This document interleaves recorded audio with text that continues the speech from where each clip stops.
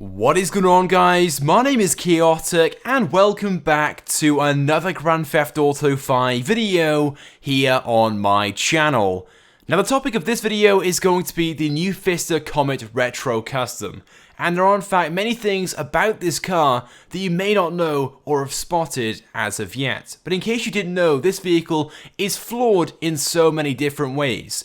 There are loads of different issues, bugs, and problems with this vehicle that I'm going to be highlighting throughout this video, as this vehicle needs to be fixed as soon as possible. So let's get straight into things. So to start things off, the PFISTER COMET Retro Custom is slower than the standard PFISTER COMET. Now yes, in some ways this does make sense. After all, this is simply a classic retro version of the PFISTER COMET, but nevertheless, it is a much sportier, much more customizable variant, which looks far from standard, as if it's highly tuned and ready for track racing, but unfortunately, it is slower than the standard PFISTER COMET, both when accelerating and its overall top speed. Now sure, the difference itself isn't all that much, we're talking the difference of a few miles an hour, but nevertheless, it should be the other way around in my opinion. But either way, this isn't exactly an issue, or at least it's nothing in comparison to the liveries available on this car. Every single livery available for this car has some form of design flaw. Let's start things off with the Globe Oil livery first of all. Now as you guys can see, the Globe Oil logo on the front of the car isn't even central. You can see it's slightly off-centered to the left by a few inches. Then as for the number 74, which is written on both sides of the car, on one side it is perfectly inside the red livery itself, but on the other side it is above that position and isn't even inside the red section of that livery by a few inches. So this livery straight away, as you guys can see, has some major design issues if Rockstar just simply stuck a few things on the car without spending much time to make sure that it was even perfect.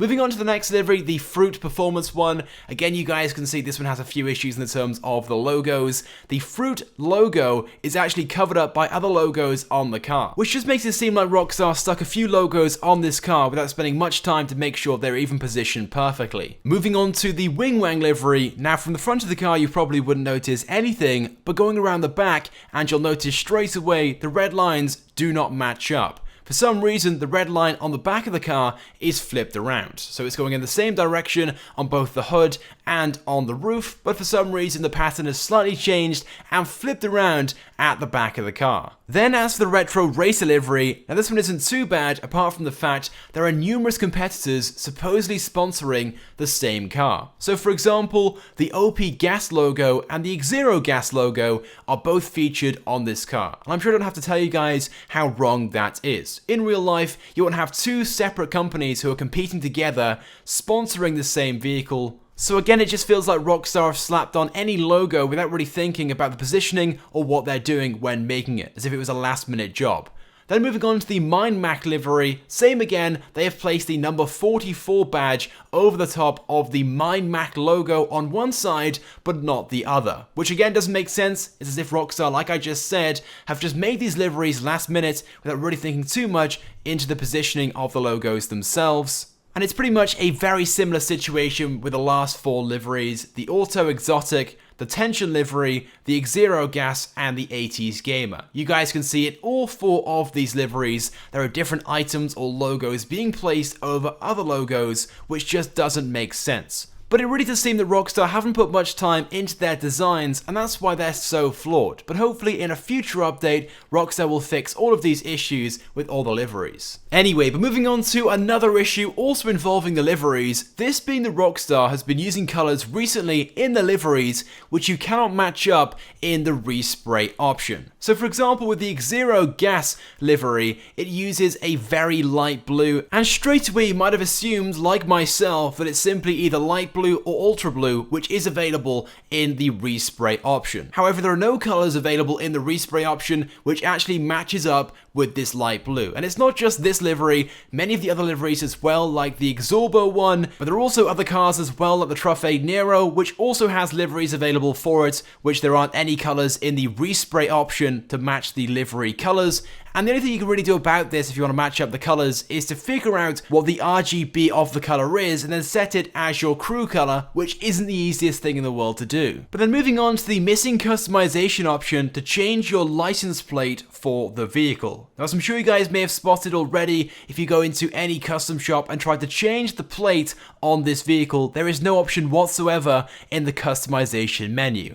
Now, hopefully it's just a small mistake made by Rockstar, which I'm sure they'll fix in the next update and restore this feature in the customization menu. Otherwise, it's pretty hard to change your license plate. There are a few ways around this though. Before you go and upgrade the vehicles, when you first purchase the PFISTER COMET, what you can do is change your license plate in the custom shop and then hit the upgrade option, and it would of course then transfer the license plate over. Or what you can also do is try to upgrade the plate on the iFruit app on your mobile device, and that will also transfer as well into the game. But apart from that, there is no way to physically do it in the game once you've upgraded the vehicle. But then finally, moving on to the last flaw or issue with the PFISTER COMET Retro Custom, that being when driving along, every now and again, the tyre or the wheel will pop up and appear through the fender on the back of the car. As you guys can see right now in the gameplay, you can see when going over certain bumps, the wheels actually go up through the fenders and are visible above them. I'm not really too sure why this happens, but surely Rockstar should have tested this out before releasing the vehicles into the game. It really does seem like this vehicle was a last minute addition because of all the issues with the car, but hopefully Rockstar will fix all of these in the next update. But until then, unfortunately, we have to endure all of these problems. I'm sure to most of you guys, you don't really care that much, but I think it's kind of annoying because this car was highly anticipated when it was first found in the game files and leaked to the community. And unfortunately, I find this vehicle a bit of a letdown, not just because of these issues, but the fact this car had so much potential and isn't quite there. But I want to get your thoughts and feelings on this. What do you guys think about these issues and bugs with the vehicle? If you guys know any more, feel free to go ahead and leave a comment on this video as well. If you guys could drop a like on the video though, it would be greatly appreciated and it helps me out a lot. And if you haven't subscribed to my YouTube channel, I recommend that you do, because I upload all the latest and the greatest Grand Theft Auto 5 content.